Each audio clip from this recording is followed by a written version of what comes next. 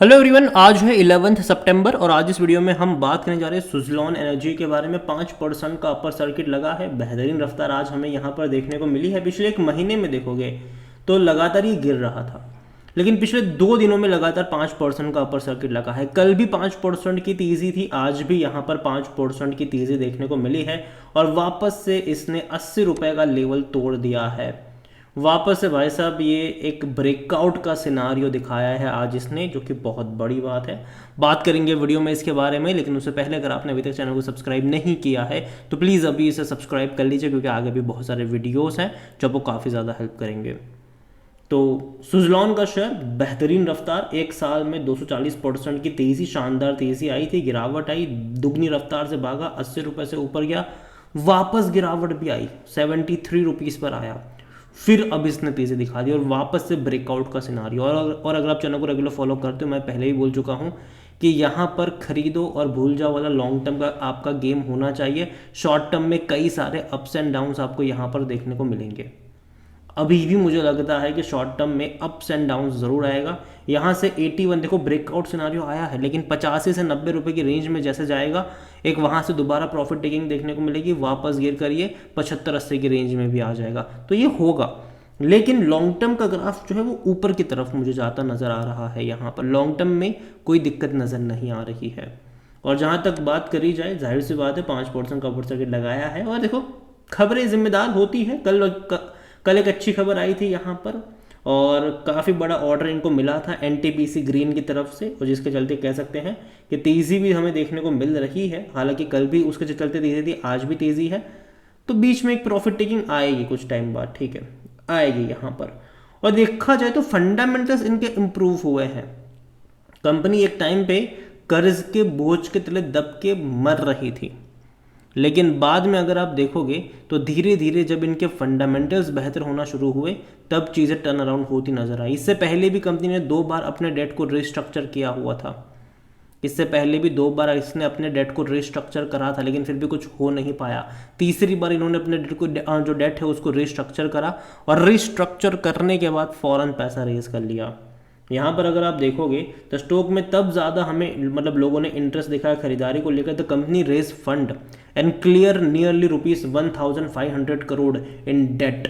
जो कर्जा था इनका 1500 करोड़ का कर्जा इन्होंने चुकाया, कम कर दिया इन फाइनेंशियल ईयर 23-24 में।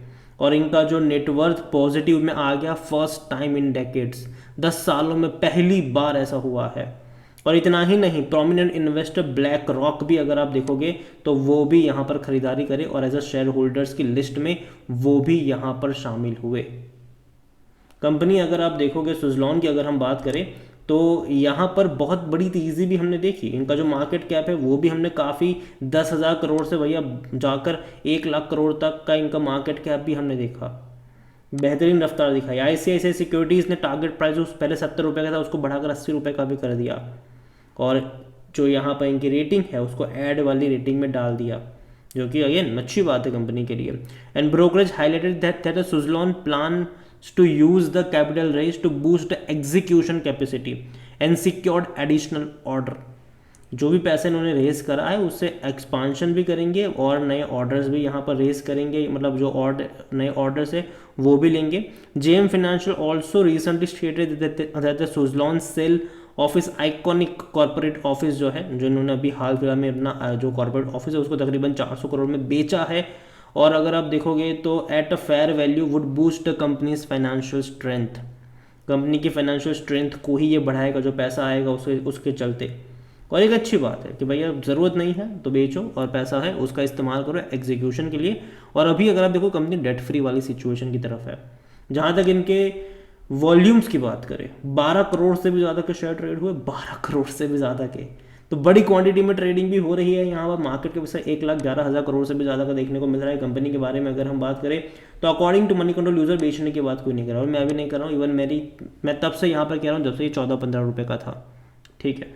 जहाँ तक 82% एनालिस्ट यहाँ पर खरीदारी की बात करें और 18% लोग कह रहे होल्ड करो। यहाँ पर कंपनी के बारे में अगर आप देखोगे तो हालांकि बिकवाली के ट्रांजेक्शन हुए ज़रूर थे 2023 में, लेकिन जिस प्राइस से बेचे थे उससे तो कई ऊपर ये ट्रेड कर रहा है। और कंपनी अगर आप देखोगे डिविडेंड तो हालांकि पे नहीं कर रहा है, और पे करेगा भी नहीं अभी 1-2 सालों तक, उसके बाद शायद पे कर सकता है, लेकिन अभी तो नहीं करेगा। और अच्छा खासा जंप हमें रेवेन्यू में भी देखने को मिला था।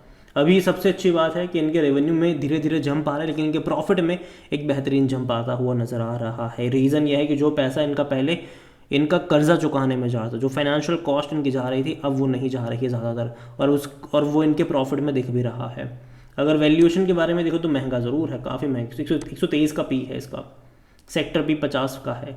लेकिन हमें समझना होगा कि आने वाले टाइम में ये पी रेशियो इसका एडजस्ट होता आपको नज़र आ जाएगा तब जब इनके प्रॉफिट्स बढ़ेंगे, इनके रेवेन्यू बढ़ेंगे। हालांकि शेयर प्राइस भी तब तक आपको बढ़ता नजर ही आने वाला है।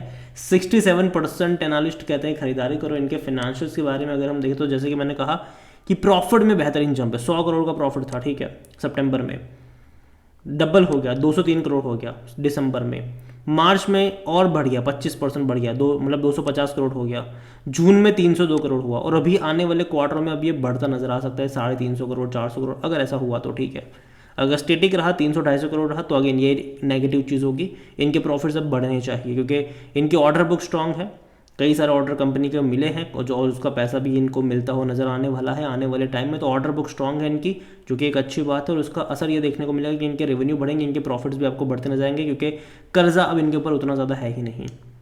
तो जो पैसा कर्जा चुकाने में ज़्यादा वो नहीं जाएगा, तो कहीं ना कहीं इनके प्रॉफिट्स में आपको बढ़ोतरी देखने को मिलेगी, और रेवेन्यू में इसीलिए क्योंकि कई बड़े ऑर्डर, कई बड़े प्रोजेक्ट इस कंपनी को मिले भी है पास्ट में। और जहाँ तक बात करेंगे हम शेयर होल्डिंग को लेकर, तो जो प्रमोटर की होल्डिंग है वो 13.27% की है। एक भी शेयर गिरवी नहीं है प्रमोटर का। इंस्टीट्यूशन ने पिछले कुछ टाइम में अच्छी खासी खरीदारी करी है, चाहे वो म्यूचुअल फंड हो, डोमेस्टिक हो, या फिर एफआईएल्स हो।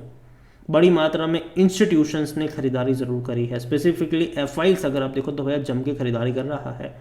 जो पिछले साल जून तक जो एफआईएल्स 7.80% पे थे, आज वो 21.53% पर आ चुके हैं।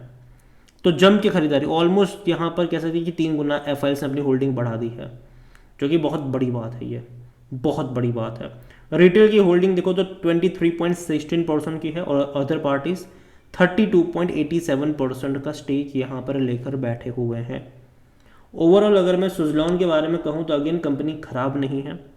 एक टाइम पे खराब कंपनी थी, ठीक है, एक टाइम पे थी जब आप देख सकते थे यहाँ पर। इससे पहले अपने डेट को इसने कई बार कोशिश करी, ठीक है, एडजस्ट करने की, लेकिन हो नहीं पाया। लेकिन तीसरी बार इन्होंने काफ़ी सक्सेसफुली काफ़ी चीज़ करी, और काफ़ी स्मार्ट प्ले करा इन्होंने। और आने वाले टाइम में जितनी भी पावर कंपनीज़ है वो अपनी कैपेसिटीज़ को सोलार में, विंड में बढ़ाने की कोशिश करने वाली है, और उसका फ़ायदा इन कंपनियों को ज़रूर होगा जो विंड में, और ये कंपनी विंड एनर्जी में काम करती है, टरबाइन वगैरह बना के काम करती है, मेंटेनेंस का जो काम है वो कंपनी करती है। तो अच्छी बात है ये। इंडिया के साथ साथ ग्लोबली भी कंपनी की प्रेजेंस देखने को मिल रही है, और भाई साहब ऐसी तेज़ी आज से पहले कभी नहीं आई। 5 साल के सबसे हाईएस्ट प्राइस पे पहुंच चुका है।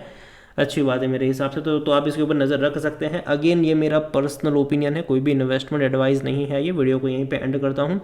पसंद आया हो तो लाइक करो, शेयर करो, चैनल पर अगर पहली बार है तो प्लीज़ सब्सक्राइब करो। और सुज़लॉन के बारे में आप क्या सोचते हैं, जो तेज़ी आई है उसके बारे में आप क्या सोचते हैं, वो भी आप मुझे कमेंट में लिख के बता सकते हैं। Thank you.